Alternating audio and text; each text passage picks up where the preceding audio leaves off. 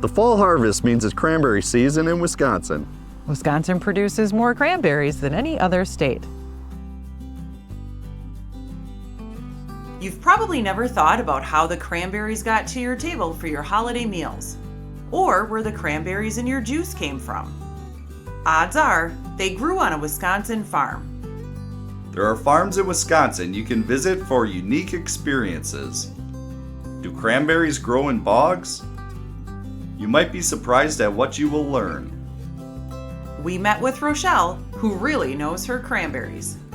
I am Rochelle Hoffman. I am a 5th generation cranberry farmer, and we are at Rooted in Red at Dempsey Cranberry Company in Wisconsin Rapids.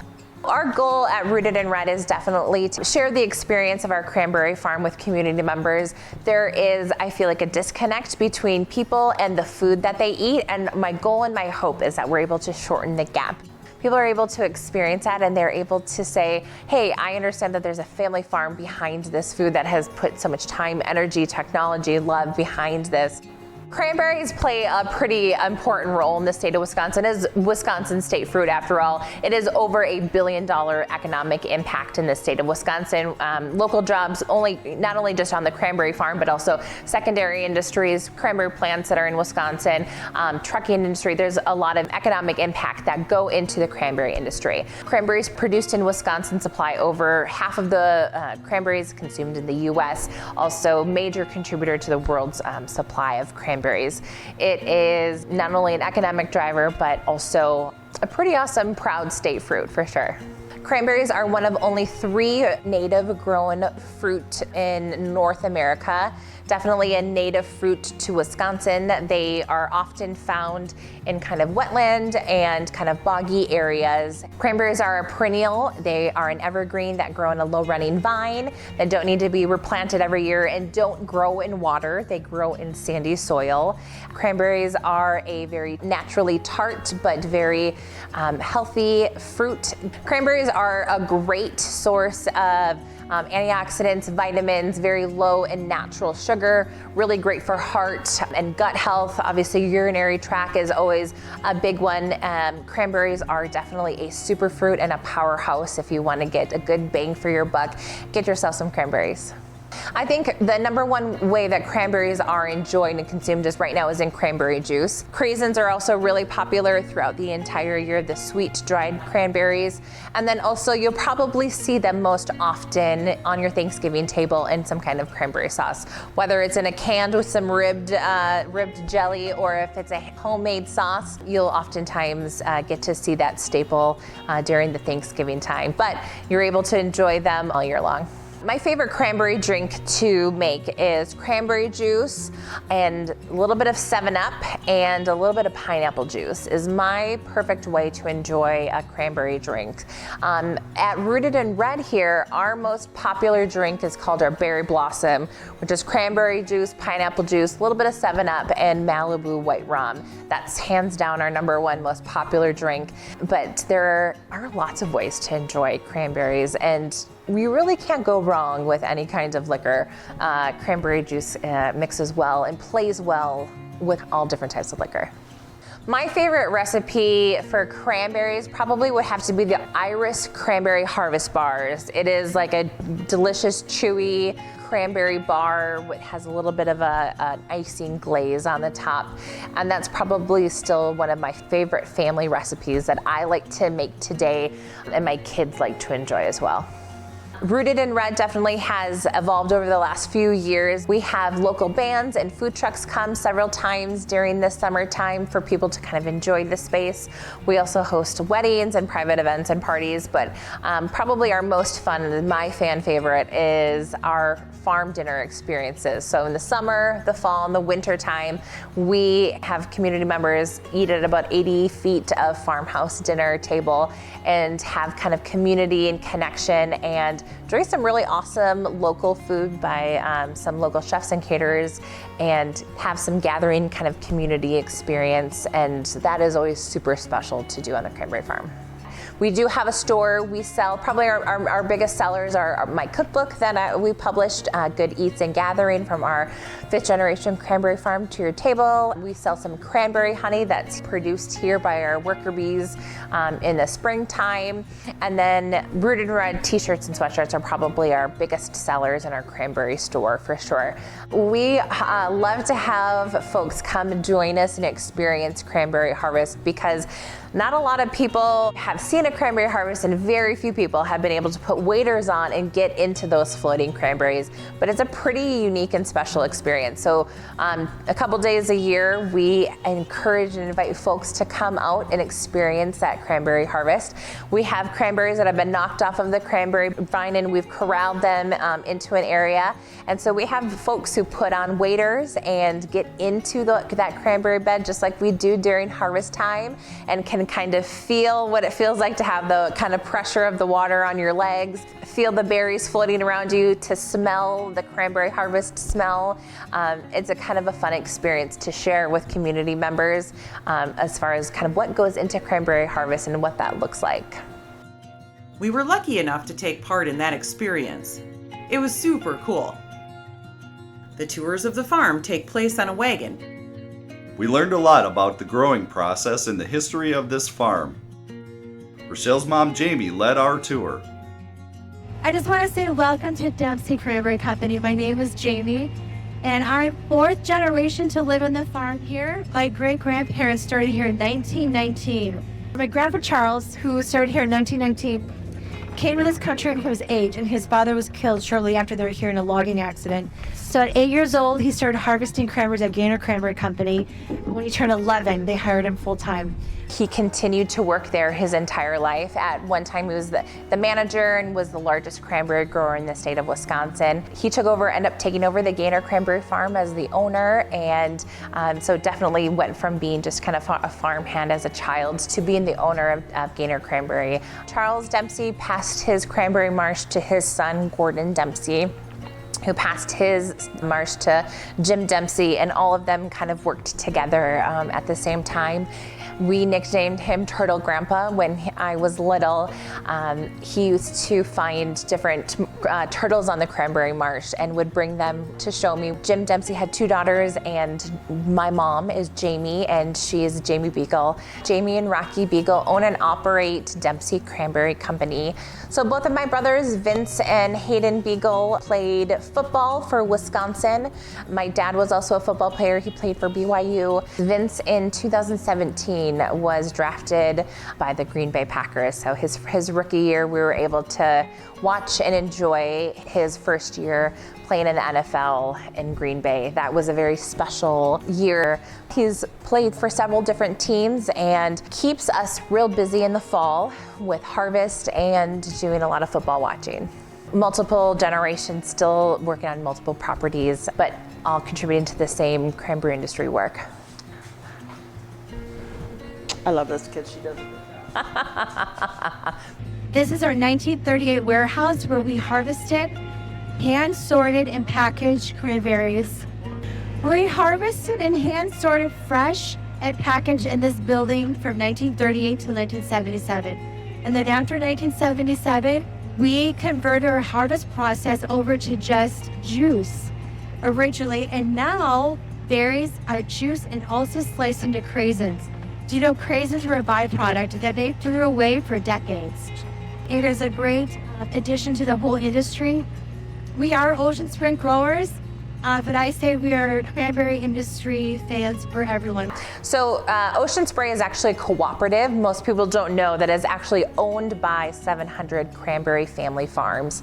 So we give our berries to Ocean Spray. They make cranberry products when juice, fresh fruit, and craisins with them. And then us growers in the co-op then receive kind of payment based on our sales. So if people are enjoying and liking Ocean Spray products, us growers get paid based on that. So please go get some Ocean Spray cranberry products. We appreciate it. Cranberries like to grow in sandy soil, so when we're ready to plant cranberries, we make sure that we have a cranberry bed that is laser leveled with about 6 to 8 inches of clean sand on top. When we are going to be planting with clippings, we've taken some cranberry vines that have been mowed. We just mow them, we bale them with a hay baler actually, and we have just kind of 6-inch clippings of cranberry vines.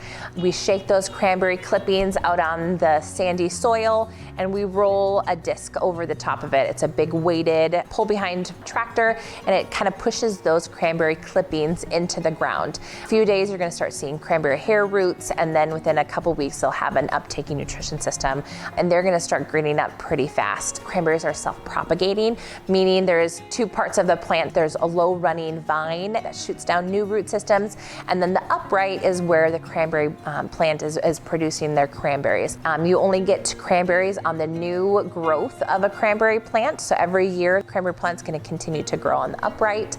If that tip of the cranberry plant is damaged, you won't get any fruit on the following year from that. But that bud for the fruit is set in the fall, the winter before. So we have to make sure that we are protecting those cranberry plants kind of all winter long and into the summer.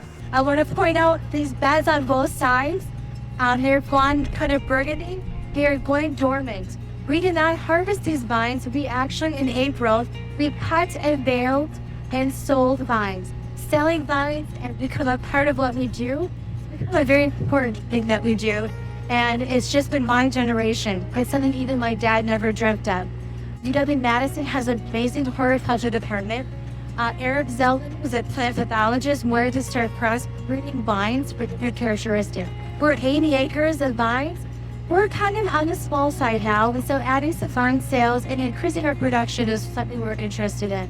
So the cranberry industry is really lucky. We have a really great relationship with the University of Wisconsin. Particularly the horticulture department has done a fantastic job when it comes to research innovations, when it comes to collaborations. They have been an outstanding partner with the cranberry industry in Wisconsin. We've had the opportunity to work with them on a lot of different projects, different pest problems. We've worked with entomologists, or when it comes to plant breeding and genetics, creating hybrid cranberry vines. So we know there are different characteristics through cross-pollination that we can optimize and have really great cranberry plants, providing cranberries that are much more sustainably grown, lower inputs, higher outputs. Working with them to kind of create and tweak some of those has been a really, really great opportunity. Wisconsin is a leading producer. Wisconsin produces more than 62% of all cranberries consumed in the world. And Wood County, where we are, has the most concentration of marshes in the state. We are in full blossom, or in blossom from the 2nd week of June to just after the 4th of July. So kind of later than a lot of fruit crops. And so my dad was a beekeeper, and we always had hundreds of hives on the property. But when he passed away in 2014, we started renting bees actually from a wonderful family in Iowa. They have the fast working bees around. When our blossoms start to pop, their beautiful pink blossom, we'll get on the car and they drive them up here and flood their trailers in the middle of the night because the bees will stay in the hives at night. And then we'll put the hives all around the marsh, and they'll be busy pollinating for about 3 weeks or 4 weeks. When the blossom's out, we'll call them again and they come in the night. And it's so fun to watch. I always get up and they have these headlights on their hats. They drive forklifts around and they put all their hives on the Flatford trailer and they tie it off to the next day. We also keep a couple empty hives out because there'll be some stragglers left behind. And we like to have our friends who beekeep come pick those out. So summertime it definitely is our busy time of growing. After pollination, you'll have a very small green berry that's going to continue to grow in size. And then at the end of the summer, we're starting to turn from a green color to a kind of a pink and then into a red color as fall is approaching. Frost protection is important. Believe it or not, even in the summertime, we will have a few frost nights. We are fortunate to have a ranch system. There are probes that we have that can monitor the phones. And say we set the temperature for 40 degrees and they'll call our phones. And then we come out and we'll check. We still keep physical thermometers in the vines. They're about this big and they look just like the thermometers you put in your mouth. So then be able to check that reading from when we actually start the sprinklers. We have irrigation pipes that are lined up along the side of the beds. Those are about as old as I am, but we put them out in the spring. We take them out when we harvest. And when we start those sprinklers, they'll keep the berries in the vines from freezing. Cranberries do require a lot of water, even though they grow in a sandstone. You can imagine. This summer especially was very hot. Because of the sandstone, we watered most mornings. But I want to point out, this is our reservoir. It's about 18 feet deep, and on the other side is the Wisconsin River. We're fortunate with just a handful of growers who have direct access to the Wisconsin River, so we have an abundant water source. Our gate, we're able to open and close the gate and control the flow of water in. It's also, this is the highest elevation of the whole property, so as our beds go south and west, they're all tiered slightly lower. And we simply control the flow of water by opening and closing these culverts, by dropping boards and pulling boards.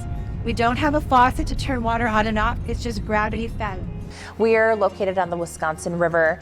A few years ago, 2016, the DNR did a water survey and they measured the cleanliness of the water coming onto the Cranberry Marsh and the cleanliness leaving the Cranberry Marsh, and they found that the water was cleaner leaving the Cranberry Marsh than it was coming on. So we work really hard at making sure that we are growing the best cranberry products that we can, but also that we're doing it in a very sustainable manner. We've done this for the last 5 generations, and we're hoping that we can do it well beyond the next 5 generations as well.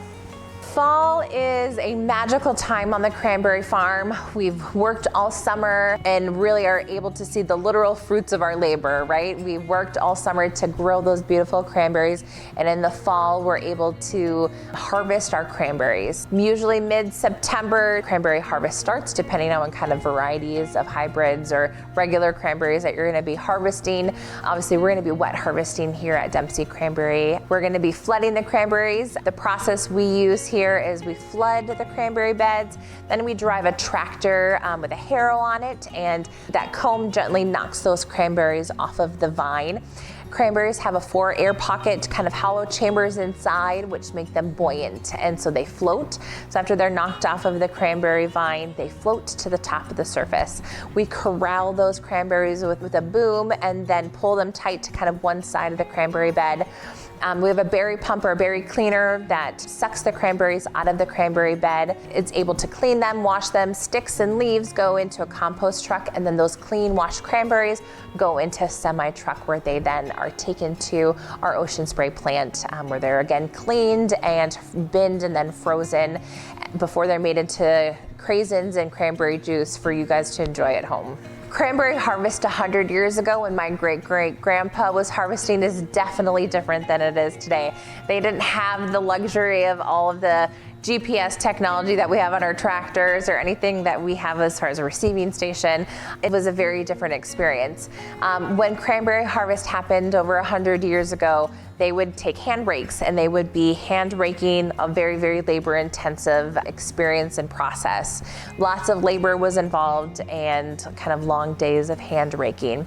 After technologies, engines started to be employed, there was several different push behind picker machines that would take the place of the hand rakes. It was a new mechanized version of the hand picker.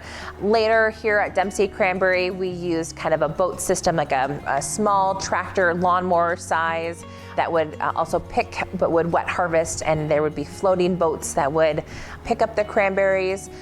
Later and during that time we would dry them and they would get processed right here behind me on these tables. At that time we had drying crates where cranberries would dry upstairs. They would get dropped through the hoppers, and bad cranberries do not bounce, so they would fall to the bottom. The good cranberries would bounce onto these tables where women would hand sort these. Up until the 50s, they would get put into shipping crates. Some originally would go out by horse and then by rail. And then from the 1950s to 70s, they would get bagged into plastic bags and we would ship directly to grocery stores. After that, we started doing live loading into semi-trucks, and they would get sent to the processing plant after the 1976, so the last year that we did production here in this warehouse.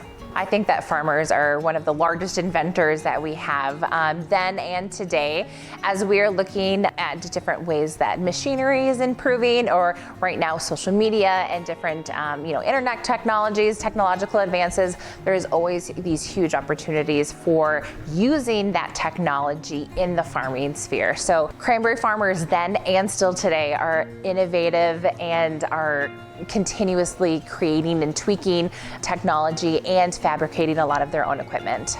This is our cleaner. So this is about 35 years old. My dad and my grandpa designed it. BDT fabricated it. The pig paddles were just added last year. It's self-driving. It has a carousel with an arm that drops into the water. It rotates and sucks up the cranberries in the water.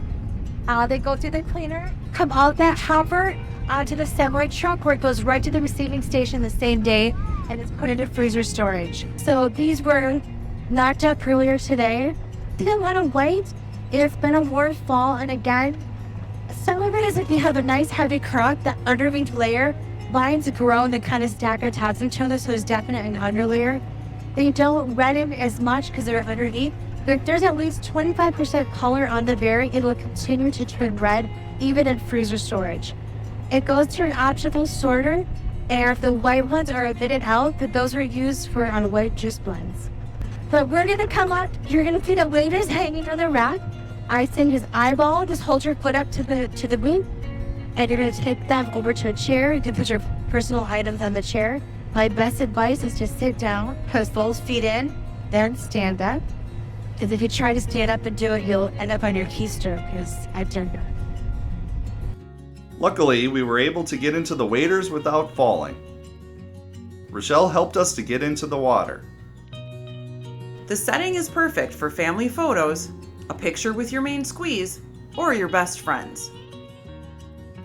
Cranberries are pretty hardy. They don't mind the cold temperature. In fact, we love some of those really cold nights because it gives us that really beautiful red color that we see. Even though winter sounds like it's an easy time of the year, we actually stay pretty busy when we're all throughout the year protecting and growing cranberries. So when winter comes, we have to do some fall protection of that cranberry bud that's on the cranberry tip so that it's able to blossom the following year. One way we do that is we put a ice protection on in the winter time. So that usually happens the end of December into January. We'll actually put a flood on those cranberry beds and get a couple inches of ice. And then we drain the water underneath it. And that ice really protects the cranberry plants from the really, really cold, harsh temperatures, but also from the wind. And it kind of keeps a nice little cranberry ice blanket on top throughout the winter and really protects those cranberries into that following springtime. So that bud is safe and healthy, so it's able to have new growth the following year. But thank you for visiting us. I hope you had fun and enjoyed your day and learned something about cranberries. We certainly enjoyed our time at the farm. Central Wisconsin has many great spots to visit. Watch this video to see another one of these great locations.